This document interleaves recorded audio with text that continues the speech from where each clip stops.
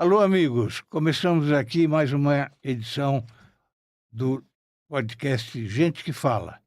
Hoje eu tenho o prazer de receber aqui o Coronel Salles, conhecido por todos porque tem uma vida pública exemplar. Como vai, Coronel Olha, Salles? uma alegria, Fausto, poder estar aqui no Gente que Fala novamente, né? Vim aqui, falei com vocês quando era comandante-geral, Isso mesmo. depois como subprefeito, como vereador, e Isso. agora a gente retorna novamente como subprefeito da Sé. Uma alegria, uma honra poder estar aqui no seu Eu que programa. agradeço a sua presença, viu? O Coronel Salles é da reserva da Polícia Militar, graduado, mestre e doutor em Ciências Policiais de Segurança e Ordem Pública, Isso. diplomado em Política Estratégica. Foi comandante-geral da Polícia Militar do Estado de São Paulo, comandante do policiamento da Zona Oeste da capital e comandante do Regimento da Polícia Montada 9 de Julho. Atuou como chefe de gabinete da Casa Militar. Foi coordenador estadual de Defesa Civil adjunto. Ex-vereador da cidade de São Paulo, foi uma pena não ter sido reeleito, e hoje subprefeito da Sé novamente, com todos os problemas que aquela região oferece, hein, Coronel?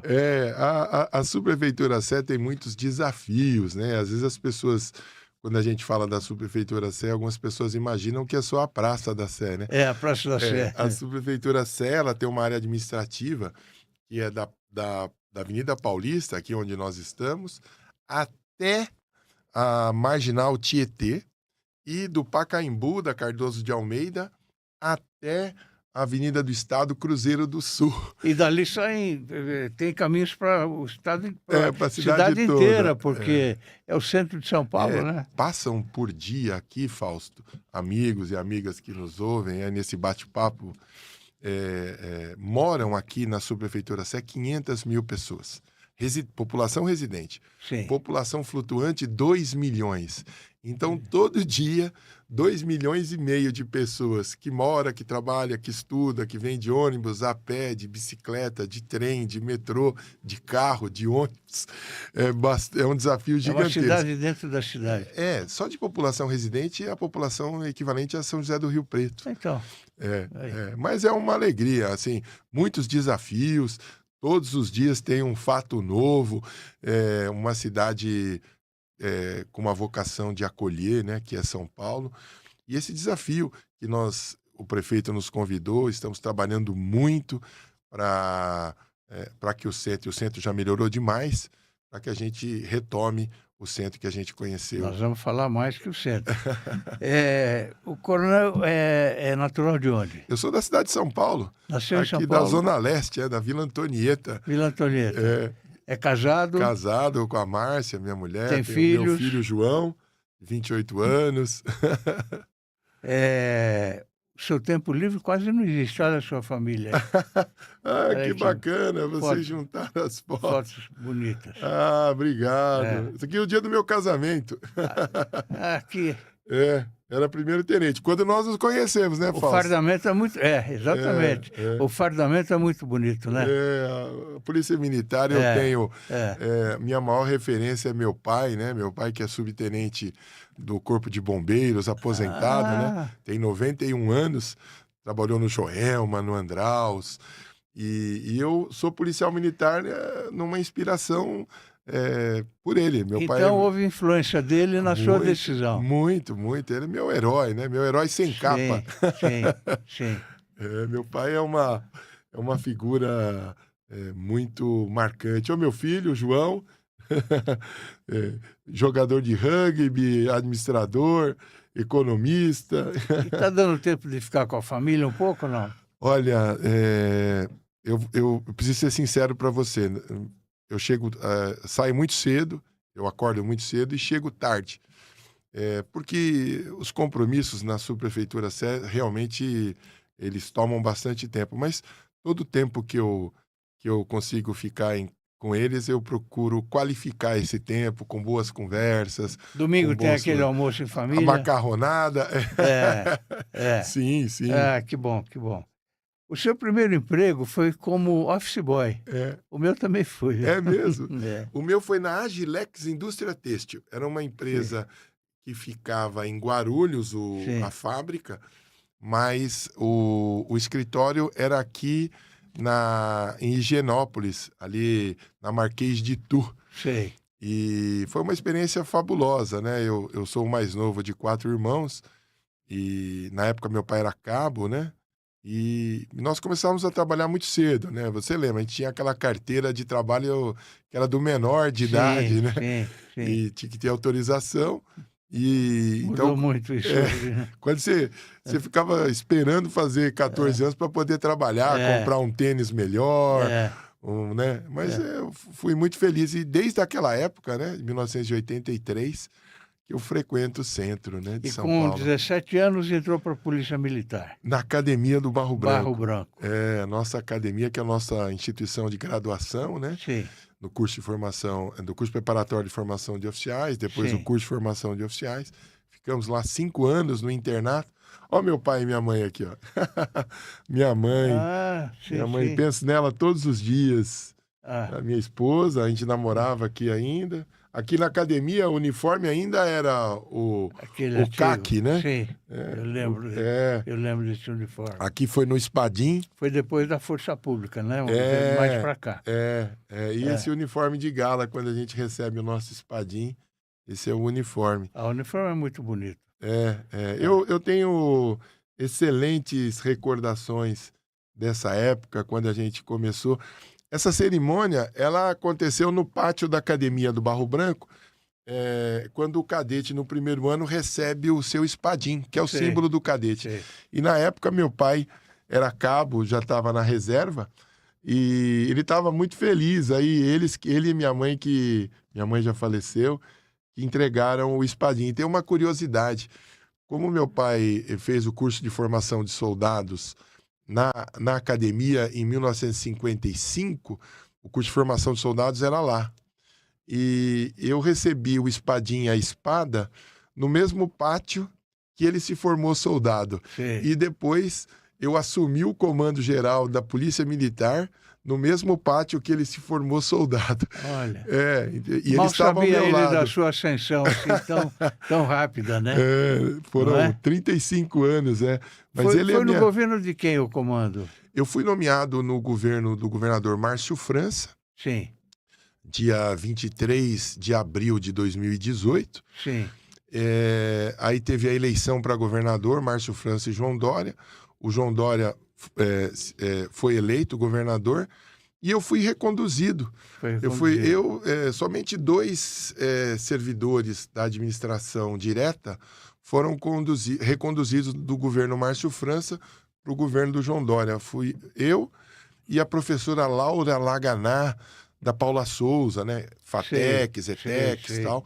E foram 2 anos no comando, contando os 2 governos, mas uma experiência fantástica. Eu fui muito ajudado pela tropa. A tropa da Polícia Militar é uma tropa muito voluntariosa, Sim, uma instituição, uma responsabilidade gigantesca. Quando você senta numa cadeira e que foi ocupada, por exemplo, pelo coronel Júlio Marcondes Salgado, que coronel também de cavalaria da Força Pública e que foi o comandante-geral na Revolução de 32. Poder ocupar uma cadeira que foi ocupada pelo então coronel João Batista de Oliveira Figueiredo, foi comandante da Força Pública. Então, eu jamais sonhava ser comandante-geral. É uma bênção que foi uma honra muito grande, ao lado de ter entrado na academia, sim. mas principalmente de poder marchar ao lado dos 90 mil homens e mulheres de muito valor da Polícia Militar, que todos os dias, Fausto, suam por São Paulo, sangram nesse asfalto, nos 645 municípios de São Paulo, trabalhando de helicóptero, a cavalo, a pé, de barco, de noite, na chuva, no sereno, no corpo de bombeiros, apagando incêndio, fazendo parto, Sai de manhã de casa e não sabe se não sabe volta. se volta. É uma tropa espetacular. Então eu agradeço a Deus por essa oportunidade, não de ter comandado, mas de poder ter trabalhado ao lado de homens e mulheres de tanto valor. Todos os dias a gente via demonstrações, Fausto. Você conhece bem a nossa polícia, você frequenta os nossos quartéis. É uma tropa especial, né? E ao lado da Polícia Civil, também tivemos uma relação espetacular. Da Polícia Federal, também fizemos grandes apreensões. Ao lado do Ministério Público de São Paulo, que é um primor. Ministério Público de São Paulo, nós atuamos muito com o GAECO, né? Que é o Sim, Grupo de sim. Atenção contra o Crime Organizado. É. Então O fizemos GAECO muita impõe coisa. respeito, né? Sim, e a magistratura, né? O nosso É, Tribunal de Justiça, os nossos é. juízes, tivemos muito apoio das instituições. Então, um trabalho feito a várias mãos e que, em alguma medida, deu frutos. Até então, foram os melhores indicadores de segurança pública. Hoje está melhor. Um trabalho belíssimo aí do governador Tarcísio de Freitas, junto com o secretário Derrite, Coronel Coutinho, ao lado da prefeitura. Há uma sinergia gigantesca do governador Tarcísio com o prefeito Ricardo Nunes. Então, eu fico muito feliz. E a gente fica feliz que as gerações que nos sucedem nos superem. É. Fico muito feliz. Em que momento surgiu o interesse em cursar Direito e Política Estratégica? O trabalho da polícia, ela, em alguma medida, ela requer essa especialização, essa formação acadêmica em direito. Não é obrigatório. Inclusive, eu frequentei a Universidade de Direito depois que me formei na academia. Mas eu senti que eu precisava de mais conhecimento, né, com relação ao direito. E, e a política e estratégia na nossa Escola Superior de Guerra, né, por meio da ADESG, da Associação dos Diplomados, onde a gente fala de cenários prospectivos, onde a gente estuda o Brasil, onde a gente estuda os grandes problemas É uma brasileiros. maravilha. É uma belíssima instituição. Aqui outras... Poxa, vocês foram buscar, hein? Quantos anos de vida militar?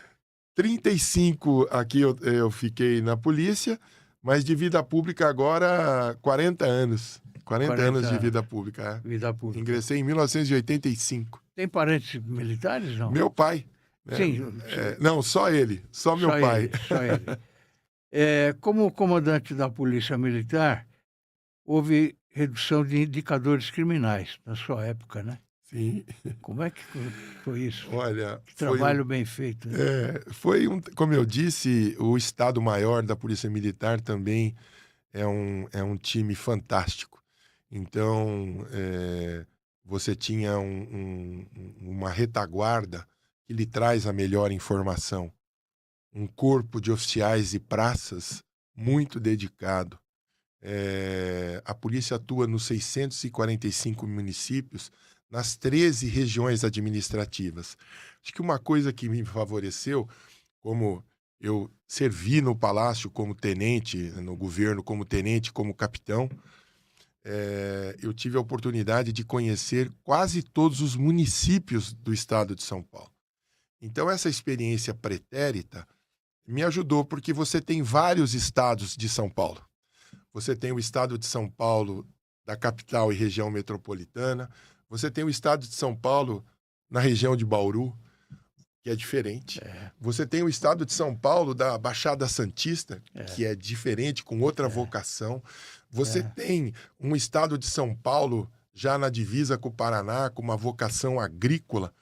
Então você tem uma série de cenários que essa experiência como oficial subalterno e depois como capitão me deu. Então, as intervenções, ouvindo muito o comando regional, então, numa integração com a Polícia Civil, que é a nossa co-irmã, trabalhando juntos, respeitando as atribuições de cada instituição, isso é muito importante. Ouvindo a tropa, vou te dar um exemplo. A primeira reunião conjunta que eu fiz como comandante-geral, eu fiz na região de Araçatuba, né? Então fizemos uma visita na segunda semana. Araçatuba era aniversário do 2º BPMI, Batalhão de Polícia Militar do Interior. mas onde eu aproveitei aquela visita para reunir todos os comandantes da região, não somente oficiais, comandantes. Sim, O sargento que comanda sim, Guararapes, por exemplo, sim. ele é um comandante. Então ele fala com o juiz, ele fala com o prefeito, ele Claro, fala com o presidente da sim, Câmara, ele atende os consegues, ele atende as pessoas.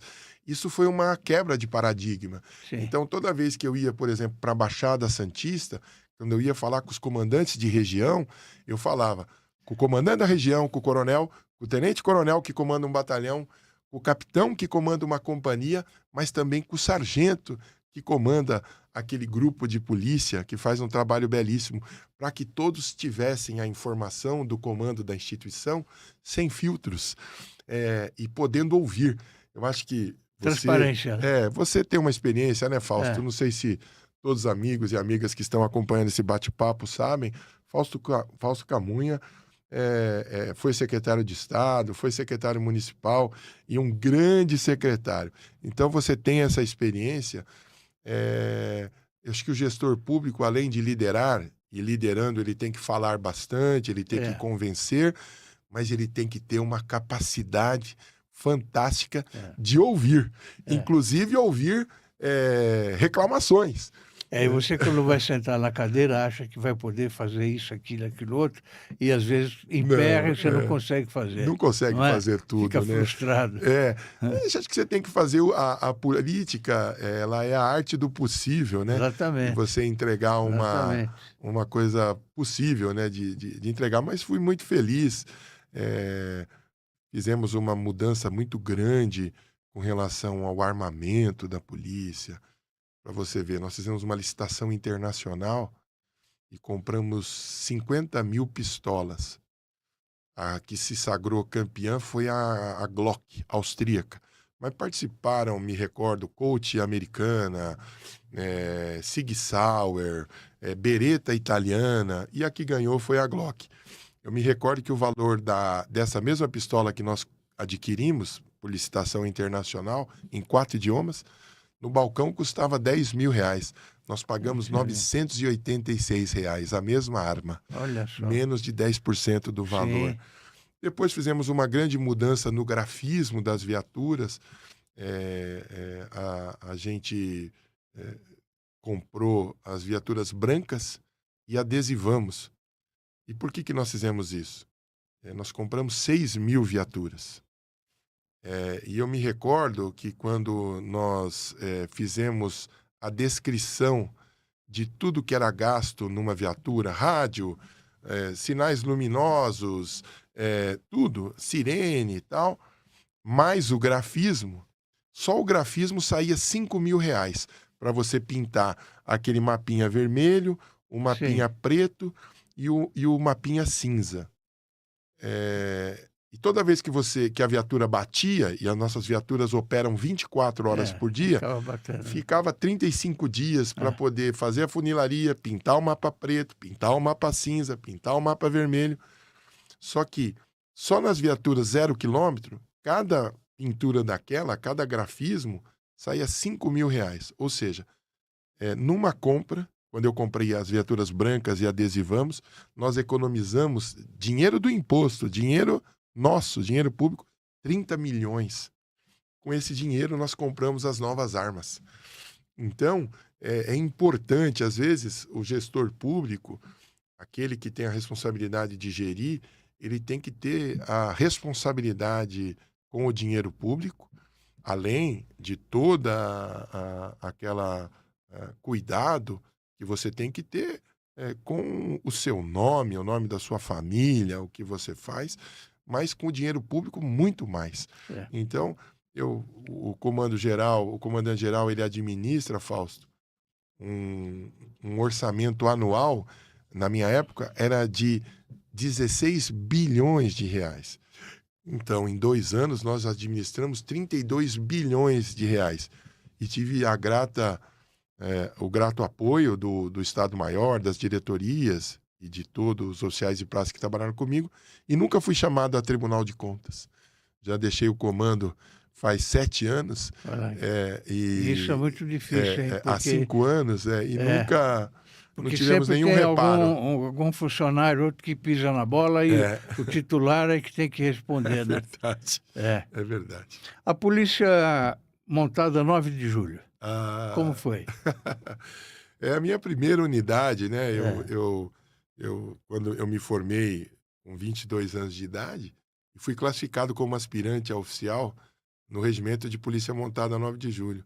Servi lá como aspirante, como segundo-tenente, como primeiro-tenente, como capitão, e depois como major e uma parte de tenente-coronel na Casa Militar do Governador, e depois voltei para ser o comandante da Polícia Montada, né?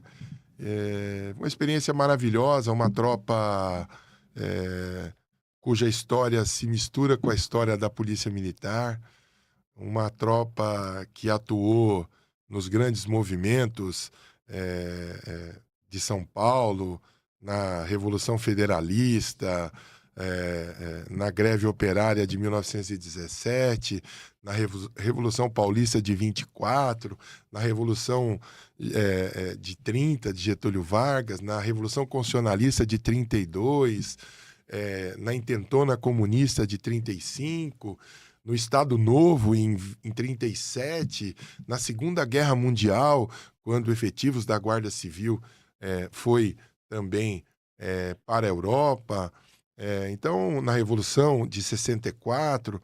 Então a Polícia Militar, a história da Polícia Montada e da Polícia Militar se misturam, né? Então é uma honra muito grande, eu fico... Teve um momento seu aí que você liderou o regimento o regimento não, desculpe, o tráfico de entorpecentes. O combate ao O tráfico combate. na Zona Oeste. Nós reduzimos todos os indicadores criminais da região e isso também é um trabalho junto ao lado da tropa do 4º Batalhão, do 49º Batalhão, do 23º Envolvia a Batalhão, do Polícia 16. Civil, né, Federal, Sim, e o nós... Ministério Público. Isso já como comandante-geral, Sei. nós fizemos uma grande ação, a transferência das lideranças do crime organizado. Cavalaria. Isso aqui foi quando eu 9 de assumi o julho. comando geral, É. o comando da Polícia Montada. E aqui como um jovem tenente, ó. Olha só. Tinha cabelo preto ainda. Tinha cabelo preto. Mas foi um trabalho muito bom, essa parceria com o GAECO, né? O Dr. Lincoln Gaquia, um grande promotor de justiça, Dr. Sarrubo, Dr. Ismânio, Dr. Amauri. Eu me recordo de brilhantes promotores, Dr. Cossenzo, Sim. grandes integrantes do Ministério Público Estadual, junto com a Polícia Federal também, uma grande instituição. Fizemos muitas ações e um número grande de apreensões de entorpecente e de infratores da lei. O trabalho unido é outra coisa. Né? É outra coisa, respeitando, né, a cada um. Claro. Isso é fundamental, Fausto. Eu sempre falo, às vezes as pessoas falam, coronel, o senhor se dá bem com todo mundo, mas eu acho que toda vez que você respeita e que você conhece a outra pessoa que está do outro lado, você consegue ter aquilo que nós chamamos de empatia, de se colocar no lugar da outra pessoa ou da outra instituição, em alguma medida, sentir as dores do que aquela outra pessoa ou outro órgão ou outra instituição sente. Então, você consegue juntar esforços pelo bem comum, né? E esse é o perfil seu, né? Qual é o seu signo? Eu sou ariano. Ariano. Sou de Ares. 23 de março. 23 de março. De 1967. 67. 67. Eu sou um pouquinho antes, viu?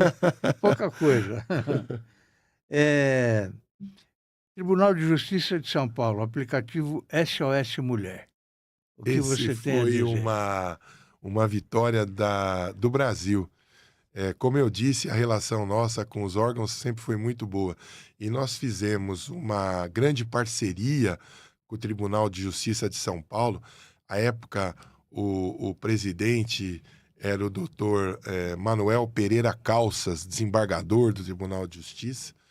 E nós fizemos uma parceria em que a Polícia Militar desenvolveu um aplicativo que funciona até hoje para defesa das mulheres. Ou seja, todas as mulheres que possuam medidas protetivas expedidas pela justiça, ou seja, quando um juiz dá uma ordem judicial dizendo determinado homem não pode chegar, esse aqui, ó, na frente, próximo de determinada mulher, ex-mulher, tal, por agressão ou alguma coisa nesse sentido. E aí, a hora que ela sai da audiência, a justiça já oferece essa possibilidade. E pelo celular, simples, ela consegue baixar o aplicativo, ela faz o cadastro e a partir dali, quando ela acionar aquele app, aquele aplicativo, ela aciona diretamente o Centro de Operações da Polícia Militar. Sim. Aqui em São Paulo, aqui na região da Luz, em Bauru, em Santos, nos respectivos Copons, e é georreferenciado. A hora que ela aperta, Fausto, o botão, imediatamente ela entra na tela do despachador da ocorrência, que vê onde ela está e encaminha imediatamente uma viatura, ou seja, ela ultrapassa aquela barreira de decisão, quando você ligar 190, 190 é emergência, pois não, aí você narra o que está acontecendo. Nesse caso, ela cai diretamente ao policial que despacha a viatura.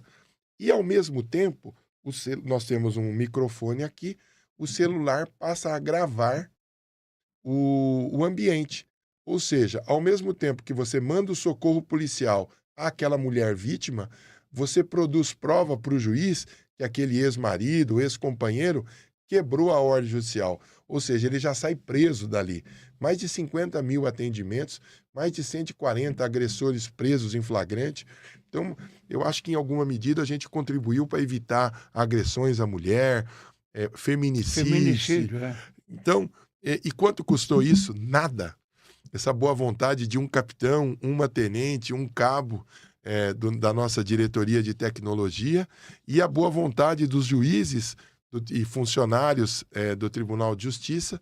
Nós cruzamos os dados, fizemos esse convênio e que está funcionando até hoje aí, atendendo as mulheres que estão em vulnerabilidade ou em situação de violência doméstica. A violência doméstica é o pior, não é? Olha, ela sabe qual que é o problema, Fausto? A violência doméstica, ela tem uma componente muito cruel. Via de regra, ela acontece, ela é feita por pessoas que são do círculo familiar. É o marido que agride a mulher, é o padrasto que abusa da mocinha, abusa do rapaz, do menino, agride. Então, para a polícia ostensiva, fica muito difícil ela atuar. Então, você tem que buscar esses mecanismos. SOS Mulher. SOS Mulher, exatamente.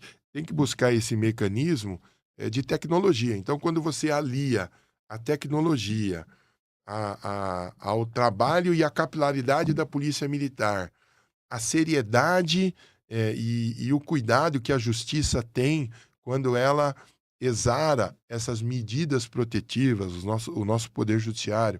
Então, quando a gente trabalha junto, aliando tecnologia com serviço público de qualidade, como é o da Polícia Militar, da Justiça, do Ministério Público e da Polícia Civil, tem tudo para dar certo e está dando certo. Estou muito feliz que esteja ainda servindo São Paulo. O coronel é casado há quantos anos? Eu sou casado há 30 anos, há 31 anos, mas há 35 anos, desculpa, mas conheço a minha mulher há 39 já. De namoro e casamento, 39 anos. E o que precisa? Paciência. Respeito, cada um paciência, ceder um pouco. amor. Não é isso? Eu brinco muito com isso. A minha mulher, a Márcia, minha esposa, ela é psicóloga de formação, pós-graduada, tem uma experiência muito robusta na área de psicologia, em especial na área de recursos humanos, mas eu brinco que eu sou objeto de tese. Quando ela acabar o doutorado, ela me manda embora. Não vai acontecer isso, não. O que motivou você a concorrer a um cargo de vereador em São Paulo? Olha, você sabe que eu jamais sonhava isso, Fausto. Quando eu deixei o comando geral, eu pensei, vou voltar a dar aula na Academia do Barro Branco, que eu fui professor lá por 6 anos, também fui professor na Escola de Sargentos, na Escola de Soldados. Eu pensava em lecionar, em voltar a dar aula, talvez numa universidade, mas para o magistério mesmo. E aí eu fui convidado pelo hoje secretário Gilberto Kassab, lá na casa dele, me chamou e disse que eu tinha jeito para isso. Eu falei, poxa, ministro, eu não tenho, assim, eu trabalhei sempre nos bastidores da política. E ele falou, não, eu acho que você é jeitoso, você tem espírito público, tem uma boa história. E ofereceu a legenda, eu me filiei ao PSD, fui candidato a vereador, foi na pandemia, né, uma campanha muito dura, porque a gente tinha que fazer tudo por aplicativo, não podia fazer evento coletivo, tinha uma série de restrições. Aí eu fiquei na primeira suplência, fiquei na suplência, o deputado federal Beccari, Felipe Beccari, que era do meu Sim, partido, se sim. elegeu deputado federal. O primeiro suplente, que é o Polici Neto, assumiu como secretário executivo de O habitação. elétrico, Maurício O Neto. Polici, ele é muito elétrico, é muito É. ativo. E aí eu assumi. Então foi uma experiência maravilhosa, mais de 30 projetos de leis, a lei dos autistas, a lei do comércio. Então, eu acompanhei a sua gestão e por aí a gente percebe que nem sempre o bom trabalho reelege o parlamentar, né? Olha, você sabe que eu já, quando a gente participa de uma eleição, ao final você faz uma série de avaliações, né? Onde será que eu errei? Será que foi a comunicação? Será que eu tinha que ter trabalhado mais?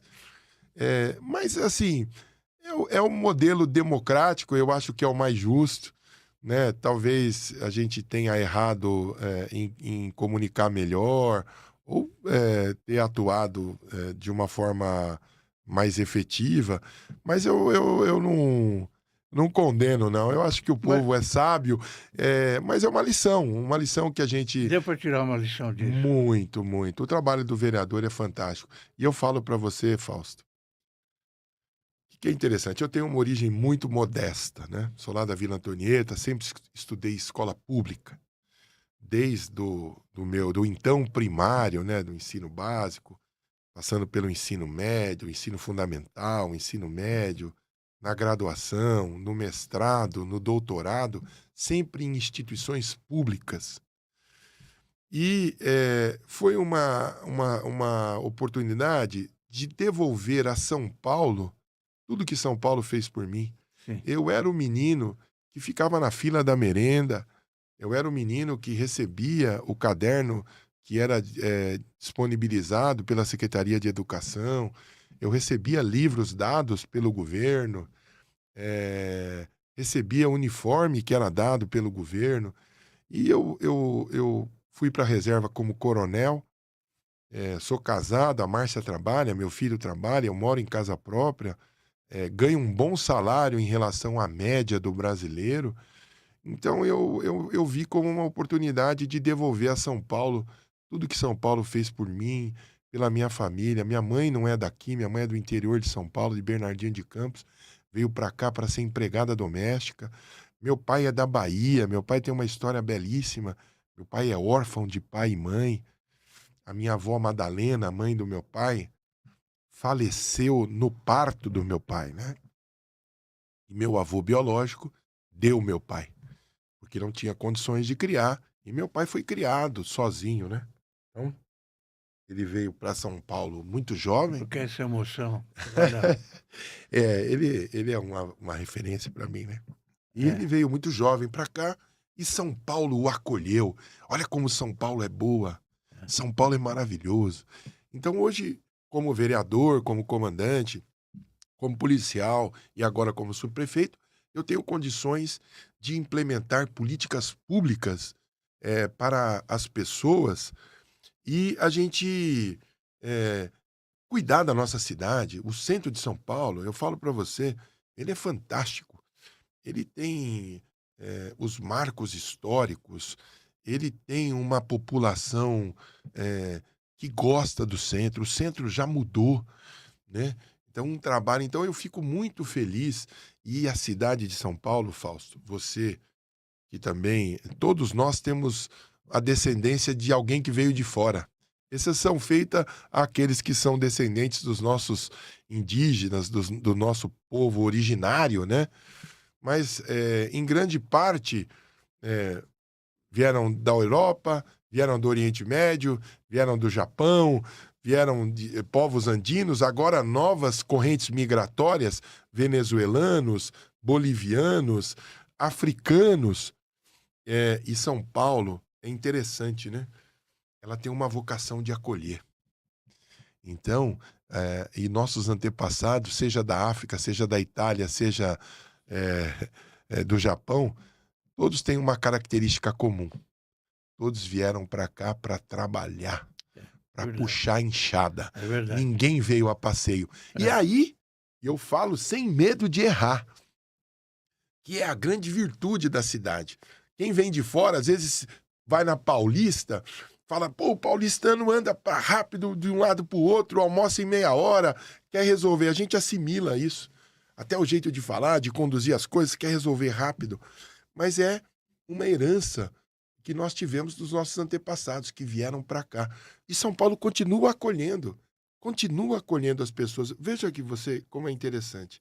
Eu, como vereador, fui acompanhar o prefeito Ricardo Nunes no ano passado numa visita a um hotel social. Hotel social é aquele que tem 4 refeições, acolhe famílias inteiras. Sim.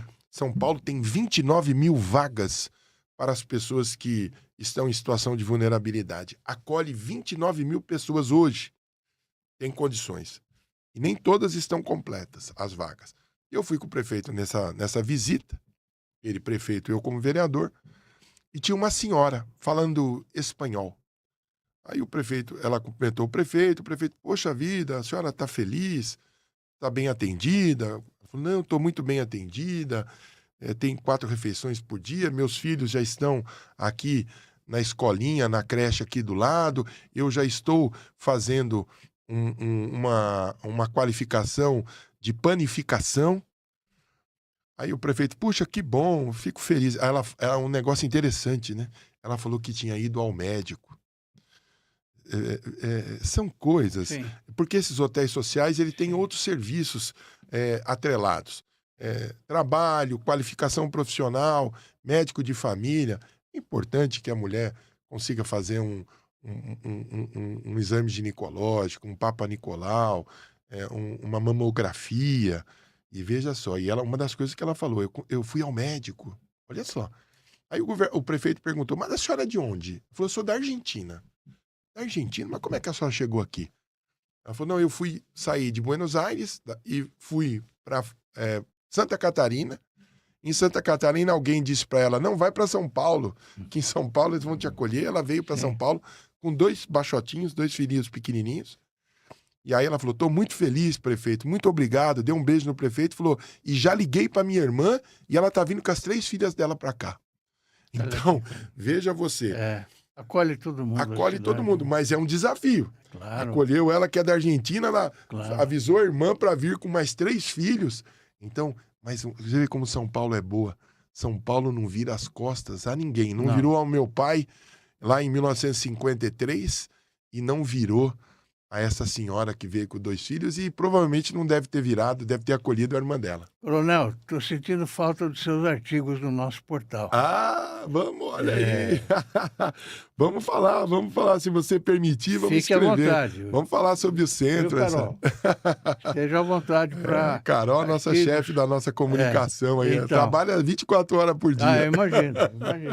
Não acompanhar para. vereador não é fácil. Prefeito não é fácil, não.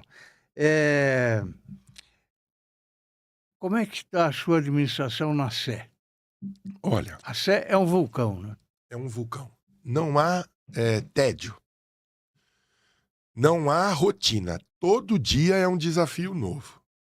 Você tem desafios gigantescos quando você fala de zeladoria. Quando a gente fala de zeladoria, nós estamos falando de ordem urbana. Então, São Paulo hoje é a capital do Brasil que tem menos homicídios. Nós temos menos homicídios que Nova York, dados da CNN.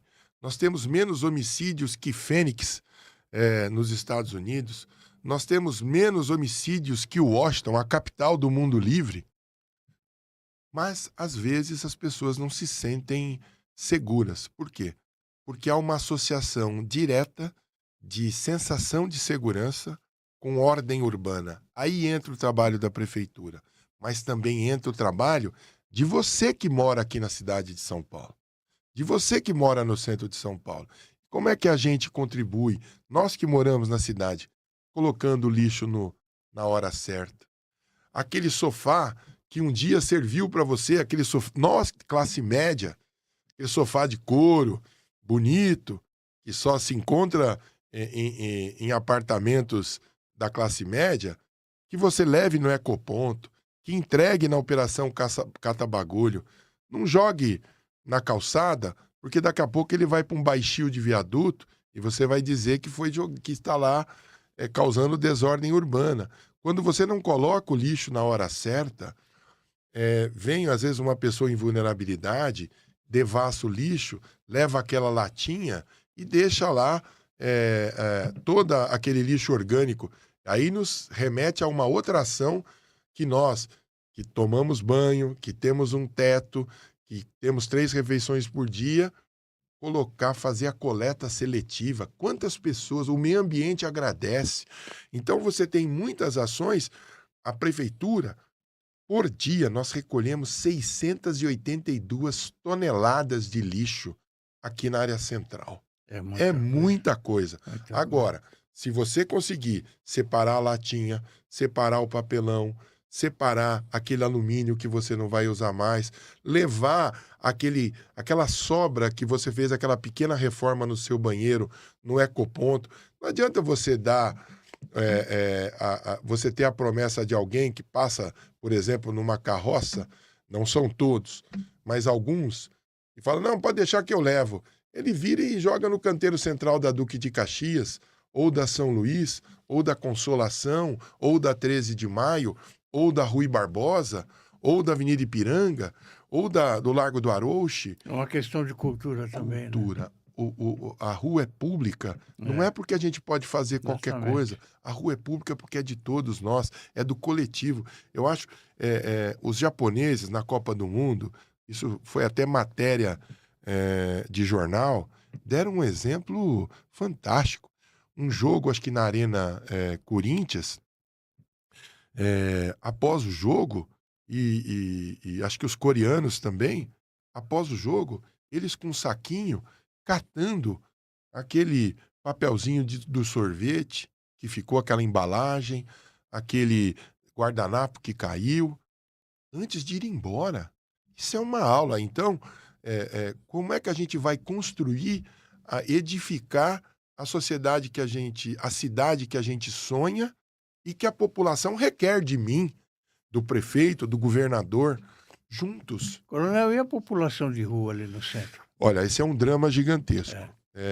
Aí vem um pouquinho dessa narrativa que eu falei para você de acolher.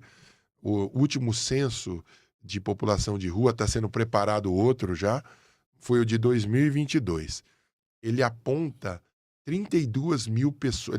Ele aponta, porque eu falo aponta, não apontava, eu falo no presente. Por quê? Porque é um dado que nós utilizamos. É o último dado, é o último censo, foi a última mensuração que nós fizemos. 32 mil pessoas. 29 mil acolhidas em equipamentos públicos. Só que São Paulo recebe gente todo dia. E você tem uma população de rua, Fausto, que a gente precisa separar. São 2 grupos distintos. Você tem aquela população em vulnerabilidade que às vezes veio de outro país, veio do interior do Brasil, de outros estados, do interior do estado.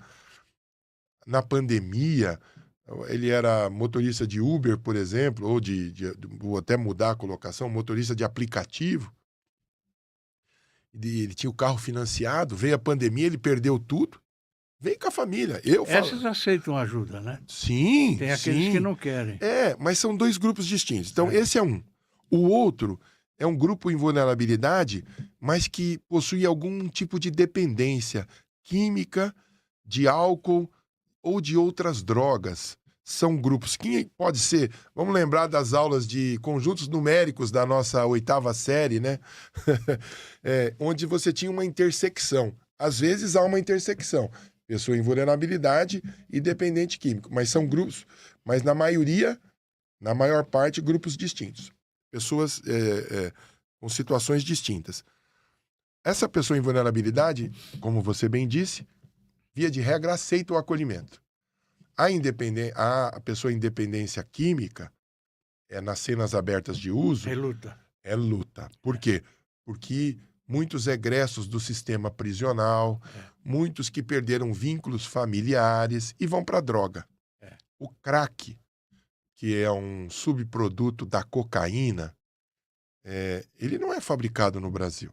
O Brasil é o maior produtor de suco de laranja, o maior processador de frango, o maior produtor de cana-de-açúcar. Mas nós não fabricamos cocaína. Ela vem de fora. E vem para ser consumido aqui. E no refino da cocaína, utiliza-se gasolina, soda cáustica, isso tudo. O resto da cocaína é o crack. Se isso já é ruim, imagina o que sobra. É o que o dependente inala. Só que, por ser inalado, quando ele atinge os brônquios e o cérebro, é uma sensação muito fugaz, muito importante. E isso, os especialistas, Dr. Ronaldo Laranjeira, doutora Gleuda Apolinário, relatos de dependentes químicos, de adictos, de pessoas que já conseguiram se livrar da dependência, relatam que tem essa sensação muito fugaz, muito avassaladora, e que depois ela vai usar uma segunda vez na busca daquela primeira sensação, que ela nunca mais encontrará. Porque você começa a ter uma dessensibilidade na sinapse do cérebro. Então, e aí ela começa a aumentar a dosagem, a frequência, e aí ela começa a perder princípios de urbanidade, ela não corta mais o cabelo, não escova o dente, começa a praticar sexo sem proteção, e aí advém uma série de outros problemas. Não é só a dependência química. Você tem, por essa, às vezes, uma relação sem proteção, sem filtros, começa a adquirir hepatite, infecções sexualmente transmissíveis, HIV, sífilis, tuberculose. Então, quando você fala de uma pessoa dependente de crack, você não está falando só da dependência química. Você está falando, por vezes, dessas doenças todas. Quando a pessoa tem algum tipo de doença mental, esquizofrenia, o uso da droga acentua isso. Você pode ver que às vezes você vê pessoas dependentes falando sozinho, às vezes. Esse é o grande desafio da administração municipal mas hoje. Mas você sabe que hoje, eu acho que nós atravessamos o Rubicão. Nós temos um passo gigantesco. O governo do estado, o governador Tarcísio de Freitas, com a prefeitura de São Paulo, junto com o prefeito Ricardo Nunes, um grupo do qual eu faço parte, hoje coordenado pelo vice-governador Felício Ramute e pelo vice-prefeito Coronel Melo Araújo, onde participa a Polícia Civil, a Polícia Militar, Secretaria de Governo, Secretaria de Subprefeitura, Subprefeitura Sé, vários órgãos, Secretaria de Saúde, Associação Comercial. A Associação Comercial participa como ouvinte e também sugere, num trabalho de 4 eixos. O primeiro deles, prender o traficante. Segurança pública. Então, o primeiro eixo, segurança pública. Prender o traficante.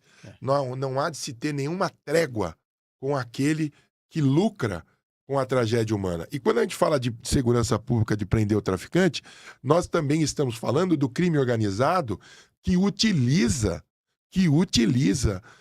estruturas formais para lavar dinheiro, para vender droga, para ter locais VIP, entre aspas, de consumo de drogas, hotéis, hospedarias, bares. É o mundo cão, né? O que acontece? Nós, nessas operações, eu estou na subprefeitura há 4 meses. Nesses 4 meses, nós já fizemos 127 locais fiscalizados. Hotéis, hospedarias, bares, restaurantes. Desses 127, nós já lacramos, já interditamos 70. 70. Tem um dos casos, até o governador Tarcísio de Freitas, na última entrega das câmeras para as motos no Vale do Anhangabaú essa semana, citou um senhor, uma pessoa que tá dentro da grade dos programas sociais, recebendo Bolsa Família. Ele, laranja do crime organizado, movimentou 200 milhões de reais num hotel, nesses hotéis que nós lacramos. Então é muito interesse econômico, o tráfico, o crime organizado, e quando a gente começa a atuar, começa a ter reação. Eu sofro todo tipo eu e esse grupo que trabalha, ameaças, sim, denúncias vazias, mas faz parte. É uma guerra. Né? É uma guerra. Porém, você tem que, como a gente não faz esse trabalho sozinho, acompanhado do Ministério Público, acompanhado da Polícia Civil, da Polícia Militar, da Guarda Civil Metropolitana, de todos os órgãos, todos se conversam. Então, não é uma coisa hermética. Todas as ações são compartilhadas. Isso dá mais segurança para a gente trabalhar. O segundo eixo, saúde. Cuidar da saúde desses dependentes. Então, a OMS define a dependência química como uma doença adquirida. O terceiro eixo, acolher essas pessoas. Não podemos deixar o sabor da corrente ficar aí. Não. Vamos acolher. Muitas pessoas não gostam quando eu falo isso. Querem que a gente jogue ao mar. Gente, eu trabalho aqui no centro. Desumano, né? Nós não podemos voltar para a Idade da Pedra. Eles dão trabalho? Dão.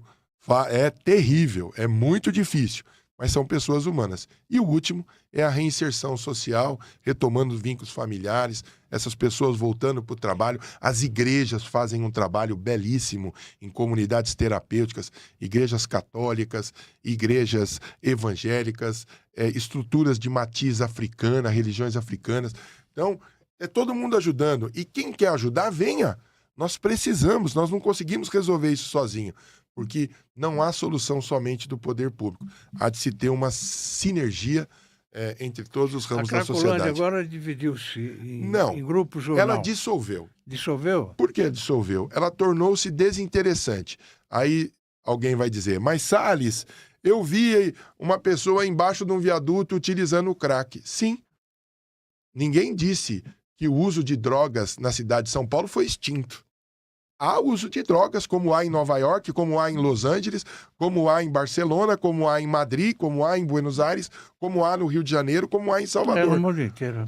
Uso de droga você tem. O que você não tem mais é aquele inferno de Dante, é aquela cena de 4 mil dependentes químicos que nós tínhamos em 2017. Cena dantesca. Cena dantesca, concentrado na Rua Helvétia, ali num lugar, a praça, que o nome é Praça Cleveland, passaram a adotar o nome de Praça do Cachimbo, por causa do cachimbo do crack. Nós atuamos, internamos, prendemos traficantes, internamos doentes, acolhemos pessoas, e hoje ela voltou a se chamar Praça Cleveland, com brinquedo de criança, com cachorródromo, e lugar para as crianças brincarem de skate. E a sede do governo estadual no centro vai ajudar bastante? Muito. Nós estamos falando, eu sempre falo, e sempre falava, quando comandante-geral, quando subprefeito, quando vereador, o centro só terá força e vigor com o movimento. Eu em 40 anos de vida pública, em 58 anos de idade, sou um abençoado. Eu tive a oportunidade de conhecer muitos países. A minha profissão me permitiu isso. Então, conheço várias cidades americanas, conheço cidades da Europa, conheço cidades no Uruguai, na Argentina, no Chile. E você vê a possibilidade de experiências muito importantes nesses locais para que a gente consiga retomar a cidade que a gente quer. Então eu estou muito esperançoso, muito. São Paulo está no caminho certo. Estamos escrevendo essa experiência. A doutora Gleuda, junto com o vice-governador Felício Ramute, estão escrevendo isso para que a gente produza material e sirva de referência para outros locais que precisem. Há muito o que se fazer. Não acabamos o trabalho, e pelo contrário, mas nós já vencemos. Não é aquele cenário. Por quê? Porque tornou-se desinteressante. Quando você tinha 4.000 pessoas ali naquelas cenas abertas de uso, na chamada, eu não gosto desse nome, chamava Cracolândia, que é uma corruptela da Disneylândia, do crack, e ali não tinha felicidade nenhuma, era só sofrimento e dor. Nós mudamos esse cenário, mas há muito o que se fazer ainda. Mas há de se ter esperança, né? Quando você tem esperança, você imagina um mundo melhor, você acorda, né? O prefeito Ricardo Nunes sempre fala isso, né? Para nós que trabalhamos com ele, acordem e quando tiverem lá fazendo a barba, escovando o dente, as moças fazendo a maquiagem, como é que hoje eu melhoro a vida das pessoas que estão no meu raio de ação? Eu acho que essa é uma grande lição que a gente tem do prefeito Ricardo Nunes. Que legado você gostaria de deixar para a cidade de São Paulo? Você sabe, Fausto, quando eu assumi o comando geral, o jornalista da Folha de São Paulo, um bom jornalista chamado Rogério Pagnan, ele fez essa mesma pergunta. Sim. Coronel, qual que é a marca que o senhor quer deixar ao final do comando geral? E eu respondi a ele que eu não gostaria de deixar marca nenhuma, que a Polícia Militar já possuía a sua marca, que era servir e proteger, que é servir e proteger. Eu vou na mesma esteira. Eu acho que seria até ufanista eu falar em alguma marca ou legado, mas eu quero contribuir com a cidade que me deu absolutamente tudo, devolver para São Paulo uma cidade melhor, onde as pessoas possam circular com mais segurança, com mais alegria, e nós já estamos conseguindo isso. O centro é um outro centro. Se você for hoje na 15 de novembro, se você for hoje na Rua Direita ou na São Bento, na hora do almoço, você não vai encontrar lugar para sentar nos restaurantes de tanto movimento. Então, eu acho que é isso, que a hora que terminar o trabalho e eu voltar sem nenhuma função pública, ver essa cidade que a gente ama melhor do que a gente deixou. Porque eu recebi uma cidade que eu tenho o dever de cumprir, de proteger. Coronel Salles, eu observei a sua emoção quando falou do seu pai, né? Eu gosto muito das pessoas que se emocionam, né? Eu também me emociono com certa facilidade, né? Eu já tive vários problemas na vida e a gente sabe como que é. Mas chegamos, infelizmente, ao final do nosso papo aqui, muito gostoso, né? Obrigado. Eu espero revê-lo aqui mais vezes. Muito obrigado, viu, Coronel Fausto? Salles? Obrigado. E as pessoas, nossos espectadores, eu tenho certeza de ficaram conhecendo bem melhor o Coronel Salles, comandante da Polícia Militar de São Paulo, vereador, subprefeito da Sé. Filho do seu Nelson e da dona Isabel. Filho do seu Nelson e da dona Isabel. Muito obrigado pela sua presença. Obrigado, viu? Fausto. Um abraço. Obrigado a toda a tua audiência, aos amigos, aqueles que quiserem nos acompanhar nas redes sociais, @Coronel Salles, Salles com 2 L's. Muito obrigado, Fausto. Eu Uma que agradeço. alegria revê-lo, um grande amigo. Muito obrigado a vocês e estaremos de volta amanhã, tá bem? Obrigado e até lá.